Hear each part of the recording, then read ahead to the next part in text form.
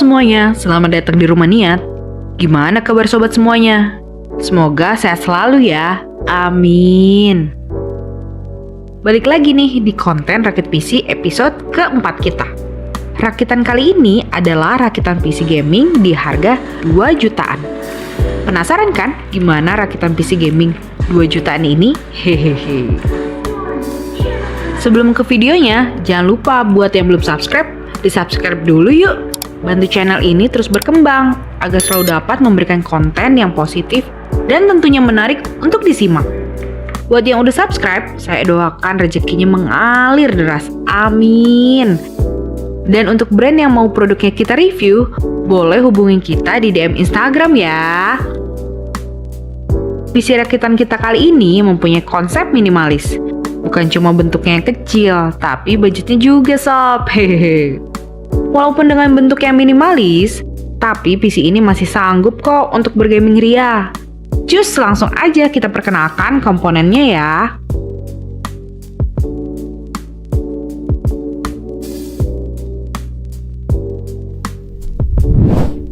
Part pertama adalah Mobo. Untuk Mobo, kita gunakan dari brand ASRock dengan seri H81M DGS. Tentunya Mobo ini umurnya sudah sepuh, tapi belum mau pensiun juga nih Mobo seri ini. Masih sering bekerja keras di kantoran, pertokoan, rumahan, bahkan warnet-warnet. Di marketplace juga stoknya masih melimpah. Mobo ini hanya support Intel generasi keempat atau Haswell. Untuk RAM yang disupport pun masih DDR3 dengan speed maksimal 1600 MHz. Port-port yang terdapat di Mobo ini sudah cukup lengkap sob, termasuk adanya port USB 3. Sayangnya nggak ada port untuk HDMI. Padahal kan HDMI ini sangat umum untuk zaman sekarang.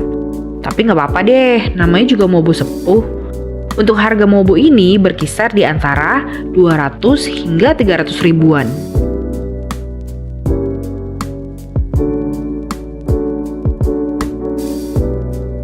Untuk tandem dari Mobo H81M barusan pastinya Intel Gen 4. Di sini saya gunakan Intel Core i5 4670. Bosan ya sama CPU ini? Hehehe. Sama sob, saya juga bosan. Tapi mau gimana lagi? Pesanan rakitan Kerehore yang paling pas ya pakai prosesor ini. Dengan 4 core dan 4 thread-nya masih mumpuni untuk diajak bekerja bahkan ngegame. Karena memiliki base clock di 3,4 GHz dan boost clock di 3,8 GHz. Sudah support juga PCIe Gen 3. Yang pastinya lumayan ngebut buat disandingkan dengan GPU kesayangan kalian. Pasti ada yang nanya, kenapa nggak dari kubu merah sob? Untuk kubu merah di segmen Kerehore, nggak ada yang worth it sob. Untuk price to performance-nya dan rata-rata panas serta boros daya. Ini pilihan prosesor yang paling pas deh pokoknya. Untuk harga dari prosesor ini berkisar di antara 250.000 hingga 300 ribuan. Part yang ketiga yaitu RAM-nya sob. RAM yang kita pakai yaitu dari Kingston 2x8GB DDR4. Hehehe. Canda sob. Itu sebenarnya RAM Kingston DDR3, tapi saya pakai heatsink. Selain biar keren, lumayan juga untuk meredam panas dari RAM-nya. Saya pakai dual channel ya, biar performa dari prosesor dan GPU-nya maksimal. Gak ketahan sama RAM kalau kita pakai single channel. Speed RAM ini ada di 1600 MHz. RAM dengan total 16 GB merupakan ukuran yang ideal. Bukan hanya untuk gaming, tapi untuk multitasking juga sob. Harga dari RAM berkisar di angka 100 ribuan untuk satu keping 8 GB. Untuk coolernya kita pakai bawaan Intel aja sob. Udah cukup untuk ngejinakin prosesor i5 4670 ini. Karena kita jalan cuma di default, nggak pakai overclock. Memakai cooler bawaan cukup menghemat budget. Tapi kalau sobat pakai cooler aftermarket juga pastinya lebih mantap. Misal pakai cooler tipe tower dengan 2 heat pipe aja cukup kok.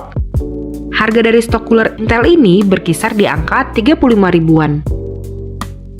Storage yang sekarang saya gunakan yaitu SSD SATA 3. Brand yang saya pakai di sini dari tim grup CX2.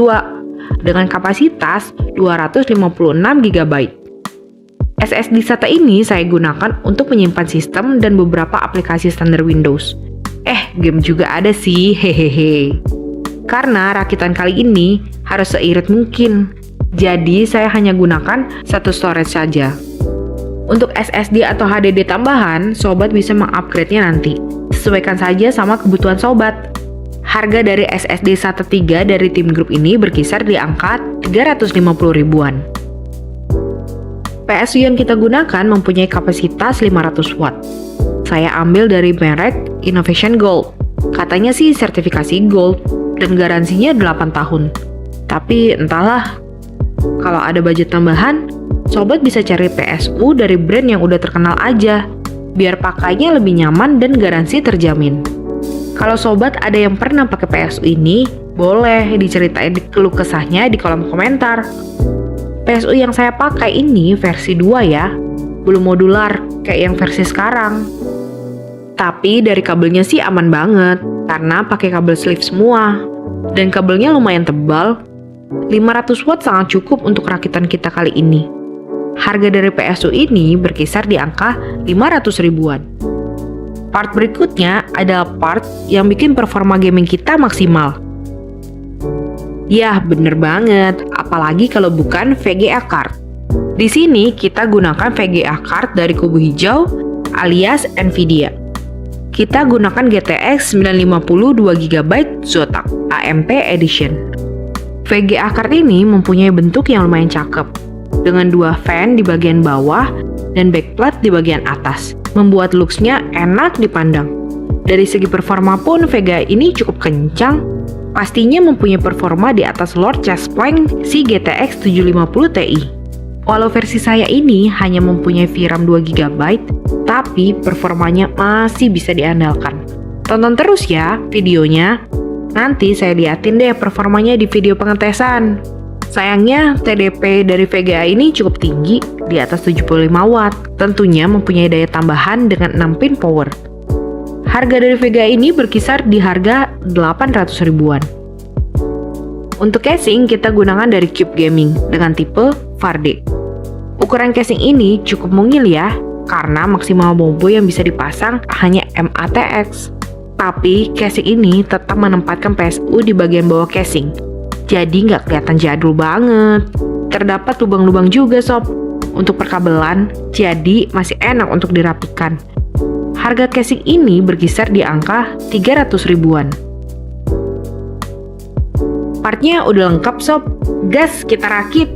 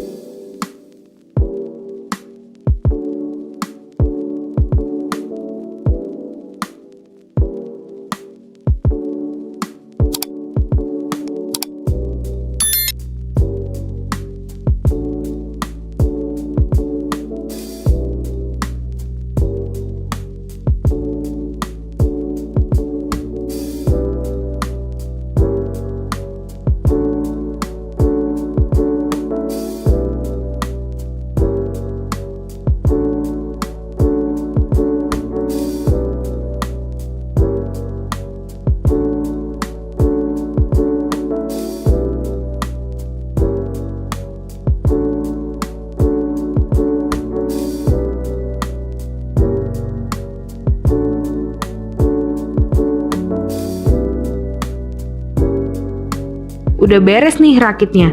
Begini kira-kira penampilan PC dengan bentuk yang minimalis ini. Lumayan enak dipandang, walau harganya nggak seberapa. Penasaran sama performanya? Gas kita tes kemampuan PC 2 jutaan ini.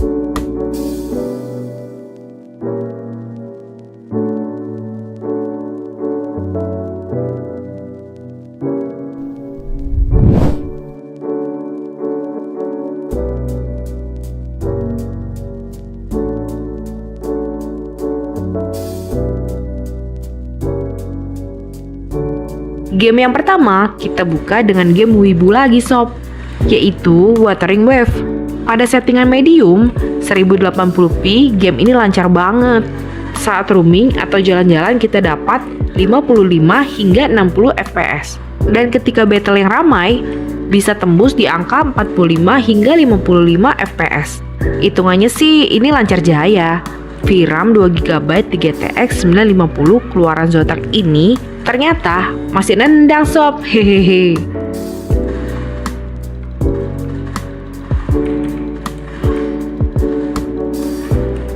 Untuk game kedua, kita tes dengan game besutan dari Hoyoverse, yaitu game gacha sejuta umat, Genshin Impact. Pada settingan high 1080p, FPS yang didapat kisaran 60 fps sob saat roaming. Dan saat battle selalu di atas 50 fps. Nyaman banget pokoknya. Anti nge-lag dan patah-patah. Sangat nyaman juga dimainkan berlama-lama. Game selanjutnya yaitu game sejuta umat. Game yang umurnya udah kelas 5 SD sih harusnya, yaitu GTA 5. Hehehe. Game yang rilis pada tahun 2013 ini masih banyak pemainnya hingga sekarang. Sayangnya di sini saya bisa tes di settingan tekstur normal karena terkendala VRAM yang hanya 2GB. Tapi settingan efek dan lain-lainnya kita kasih high sob. Saat benchmark, game ini berjalan sangat lancar di atas 80 fps. Mantep banget sob, tidak mengecewakan, hehehe. Lanjut ke game bola sob. Game satu ini malah lebih jadul dari GTA 5 tadi. Tapi jelas game sport satu ini memang gak ada matinya. Walau grafiknya gitu-gitu aja, hehehe. Pada settingan high di 1080p, hasilnya lumayan sob. Bisa di atas 60 fps dan sangat stabil. Aman lah dipakai buat turnamen sama kawan-kawan kalian. Game yang terakhir yaitu game paling berat yang bisa kita tes dengan spek ini, yaitu RDR 2. Game ini merupakan salah satu game benchmark wajib juga untuk para tester. Di sini kita gunakan settingan pinggir jurang sob, alias settingan rata kiri mentok all. Resolusi juga hanya di 900p. Hasilnya lumayan, dapat 50 fps-an. Walau ya memang gambar jadi kayak PS3, hehehe. Tapi masih bisa nyaman dimainin lah. Buat yang penasaran sama gamenya, bisa banget dicoba. Itulah sedikit gambaran rakitan PC harga 2 jutaan dari kita. Secara looks lumayan menarik dan secara harga pun masih bikin senyum kaum kere hore. Estimasi lengkapnya saya tampilkan ya di layar. Untuk sobat yang mau rakit, boleh hubungin kita di DM Instagram ya. Like kalau sobat suka, tinggalkan jejak di kolom komentar ya. Setiap komen bakal kita jawabin satu persatu. Share ke teman-teman kalian. Terima kasih sudah menonton. Sampai jumpa di konten selanjutnya. Dadah!